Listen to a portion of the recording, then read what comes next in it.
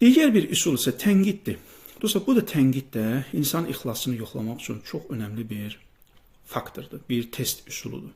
Yəni, tutalım, sən yaxşılıqla məşğulsan, xeyriyyəçiliklə məşğulsan və ya maarifləndirmə işi ilə məşğulsan. Kimsə gəlir sənə tənqid edir ki, bax, filan şeyi düz eləmədin, filan şey etməsən yaxşı idi və ya filan sözü səhv demirsən, filan fikri yanlış çatdırmırsan. Əgər insan narahat olursa ki, niyə məni tənqid elədi? Niyə məni tənqid elədi? Əgər insan narahat olursa, o dildə etiraf eləməsə də, hal dili ilə deyir ki, ənə rabbukumul ə'lə. Mən sizin ən üstününüzəm. Yəni, insan hal dili ilə fironluq eləyir ki, sən niyə mənə irad bilirsən? Mən sizin ən yaxşınızam, ən üstünüzəm. Niyə?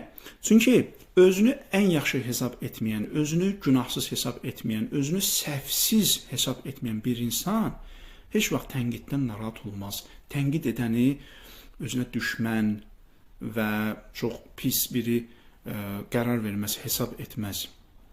Deməli, bu insanın özü haqqında gözləntiləri çox yüksəkdir ki, o özünü tənqidin fövqündə görür və tənqiddən uzaq bilir.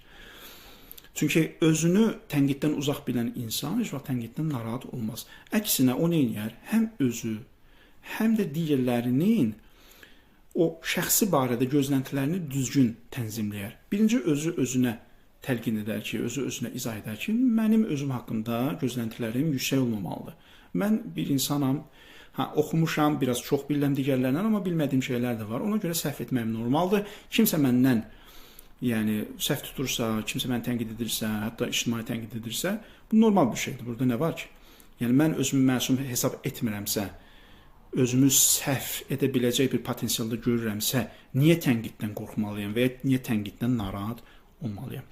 Həm də onu dinləyənlərə bunu başa salmalı ki, sizin mən barədə gözləntiniz məsum kimi olmamalıdır ki, mən səhvsizəm, xeyr, mən də səhv eləyə bilərəm və kimsə məndən səhv tutsa, o zaman onu linç eləməyin, ona qarşı bədbin fikirdə olmayın, ona qarşı, nə bilim, qaralama kampaniyasıza da aparmayın. Yəni, normaldır. Mən də insanam, mən də səhv edə bilərəm, mən məsum deyiləm. Bəzən insan bunu dildə deyir. Deyir ki, mən məsum deyiləm, mən də səhv edə bilərəm, bax, mən də xəta edə bilərəm, amma əməldə bunu icra eləmir, yəni əməli bunu təsdiqləmir. Dildə deyir, mən səhv edə bilərəm, amma kimsə ondan səhv tutanda nə edir? Başlayır ona qarşı narazılıq etməyə, narahat olmağa, küsməyə, inciməyə, demək ki, bax, filan kəsində mənim gözü götürmür və s. Belə hallar çünki yaşanır. Kimsə tənqid edirsən, deyir, mənim gözü götürmür. Qardaş, axı sən məsum deyilsən. Sən məsum deyilsənsə, o zaman tənqidi normal qəbul etməlisən. Bax, bu tənqiddə test vasitəsidir.